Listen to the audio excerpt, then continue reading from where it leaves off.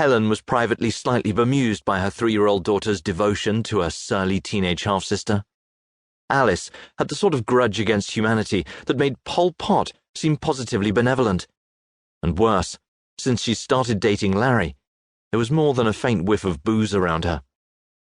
Alice's beautiful caramel-coloured skin was permanently caked beneath a thick layer of dark foundation to hide spots that were barely visible to start with, and her soft black curls had taken on a limp, defeated appearance. "Teenagers," Sean often said, definitively. "They're all the same." But were they really? Helen wondered.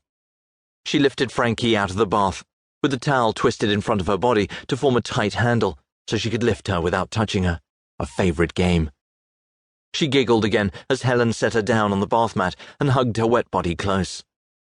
Her almost black hair was plastered in spikes to her head, and her brown eyes laughed as she hugged Helen back. Like Alice, Frankie had caramel skin, a shade lighter than Helen's. Sean was the only Caucasian in the family, something that confused people when they learned that the 2 girls were half-sisters. As if it did not compute that a white man could choose not 1, but 2 black women as mothers to his children.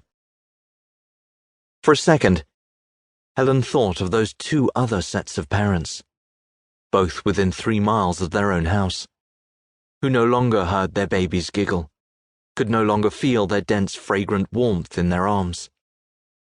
It was unspeakable. For the 1000th time, she felt anxious about leaving Frankie with Alice. "Helen!" bellowed Sean from the front door. "They'll have given away our reservation if you don't get a move on. Let Alice do it. Alice, can you go up and take over, please?" Helen had already persuaded Frankie into her dry night pull-ups and brushed cotton pajamas.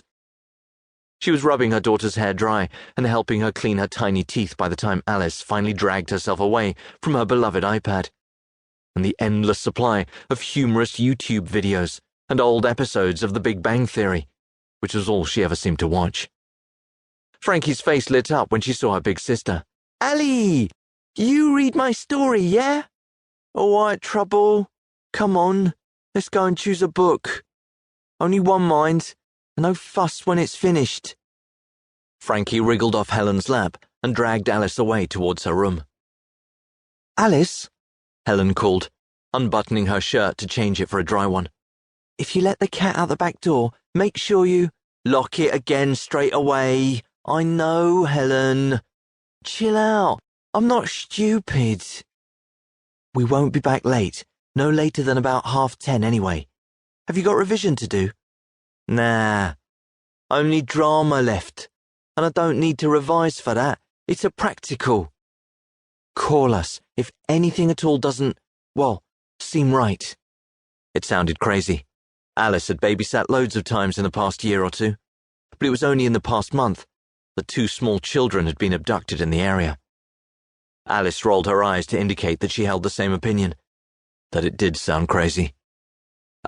One more thing. Larry's not coming over, is he?" Alice squared up to her, with Frankie still clinging on. "So what if he is? Don't you trust me to look after Frankie properly?" Helen took off the damp shirt and hung it on the heated towel rail, turning back to Alice in her bra. Alice looked contemptuously up and down at her body. The look was enough to make the most confident woman wither. Helen wasn't as slim or pert as she had been before Frankie, her belly softer, gravity and pregnancy having launched a twin assault on her figure. "It's not that. Of course I do, and I don't dislike him, Alice. I just think that on a school night, plus, you know your dad doesn't like him being here when we're out." She braced herself for the fight, but to her surprise, Alice conceded. "He's not coming round, so don't get your knickers in a twist." "Good." "Story, Allie," Frankie reminded her, kicking her thin legs against Alice's hips. "Stop it, Squirt," she grumbled and carried her away. "Hurry up!" "Oh, Sean, for God's sake, I'm coming, okay?"